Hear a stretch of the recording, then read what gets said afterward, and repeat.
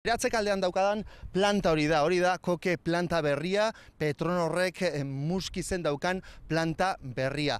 Entzun, guztira 7.000 lagunek egiten baitute lan Petronorrentzat, 1.000 zuzenean eta beste 6.000 inguruko fabriketan. Baina aipatzekoak ere, azken 3 urteetan egin diren lan hoietan, lan egin duten 1.500 langileak. Inaugurazio ekitaldia goizan goiz hasi da, goizeko 10:00 hasi da, Espainiako printzia Felipe ikusi dugu, baita Iñaki Azkuna, Bilboko alkatea ere, Eusko Legebiltzarraren izenean ere presidentea Bakartxo Tejeriare bertan izan da, Espainiako gobernuaren izenean Jose Manuel Soria, ministroa, industria ministroa, eta Eusko Jaurlaritzaren izenean Josu Erkoreka. Agintari guztiak bat etorri dira, aipatzerakoan, krisi garaian, benetako garrantzia duela horrelako inbertsio batek. Josu Erkoreka eta Josu Jon Imaz, Petronorreko presidentea.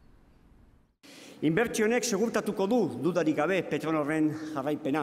Hau da, 900 baino gehiago lanpostu zuzen eta 6.000 zeharkako. Gainera ez dugu azten Petronor dela Bilboko portuaren bezerorik handiena eta Bizkaiko Foru Aldundiaren urtero ia aldundiari 800 milioi euroko ekarpena egiten diona. Industriaren, inbertsioaren, berrikuntzaren eta nazioartekotzearen aldeko apostua dakargu gaur ona. Hauxe da, garai berriaren espiritua, liskarra atzean ustea eta elkartasunari heltzea. Ezin ikusiak atzean ustea eta adostasunari behar bezala heltzea. Espiritu horiek ekingo diogu Euskadiren etorkizunari.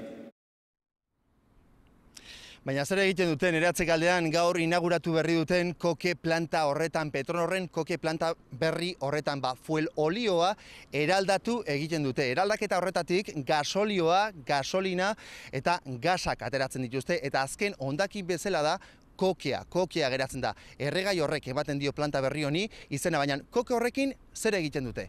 Ikusi. Ikatz itxura duen arren kokea da, errepideak asfaltatzeko erabiltzen da, baita energia sortzeko erregai gisa ere. Hau da, Petronorreko planta berrian lortuko duten azken produktua. Instalazio hauen helburua da, petrolio upelari probetxu gehiago ateratzea. Orain arte, barrikan geratzen ziren hondakinekin fuelolioa sortzen zuten, baina eskaera nabarmen jaitsi da eta jada ez da errentagarria. Hortaz, orain lortu nahi dutena da, fuelolioa barik upeleko hondakinak gasolio, gasolina, gas likidotu eta koke bihurtzea. Horretarako osagai hartu, 500 gradura berotu eta toki itxi baten sartzen da. Berotasunarekin hasierako osagai hori eraldatu eta erregai arin bihurtzen da, eta azkenean ganbera barruan geratzen den hondakin solidoa da kokea.